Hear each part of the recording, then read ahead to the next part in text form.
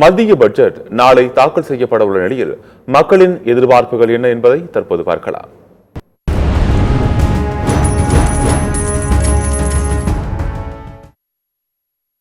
இந்த பட்ஜெட்டில் ஒரு வருமான வரியை 20% குறைக்க வேண்டும் என்று நாங்கள் கேட்டுக்கொள்கிறோம். ஏனென்றால் வருமான வரி 20% பண்ணால் இன்னும் வருமானம் அதிகமாக மத்திய அரசு கிடைக்கும்.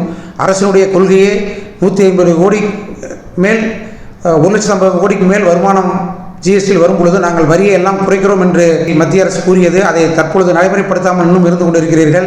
இப்பொழுது 1,60,000 கோடியை தாண்டி சென்று கொண்டிருக்கிறது. நாங்கள் வணிகர்களாகிய தொழில் நிறுவனங்கள் வரி செலுத்திக் கொண்டிருக்கின்றோம். இன்னும் வரியை குறைத்து ஊக்குவித்தால் வியாபாரங்கள் வளரும், ஏற்றுமதியும் உயரும்.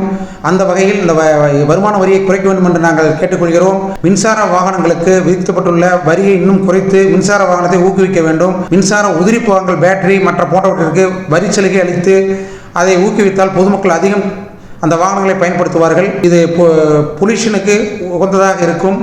அது மட்டும் இல்லாமல் 43BH என்ற ஒரு சட்டம் ஜிஎஸ்டியில் கொண்டு வரப்பட்டது. அந்த சட்டத்தை நாங்கள் வரவேற்கின்றோம். ஆனால் அதில் இருக்கக்கூடிய சிக்கல் என்னென்றால் 45 நாட்களுக்குள் பணம் வசூல் ஆகவில்லை என்றால் அது வருமானத்தில் இன்கம் டேக்ஸில் எடுத்துக்கொள்வதால் அதில் நிறைய வியாபாரிகள் வணிகர்கள் பாதிக்கப்படுகின்றார்கள். அதனால் அதை என்ன செய்ய வேண்டும் என்றால் 90 நாள் 120 நாள் என்ற நாளை உயர்த்தி கொடுக்க வேண்டும்.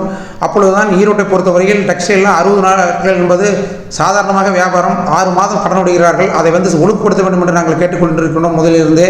அது மட்டும் இல்லாமல் வாடகையில் குடும்பத்திற்கென்று ஜிஎஸ்டி வைத்திருப்பதை இந்த பட்ஜெட்டில் நீக்கி கொடுக்குமாறு கேட்டுக்கொள்கிறோம்.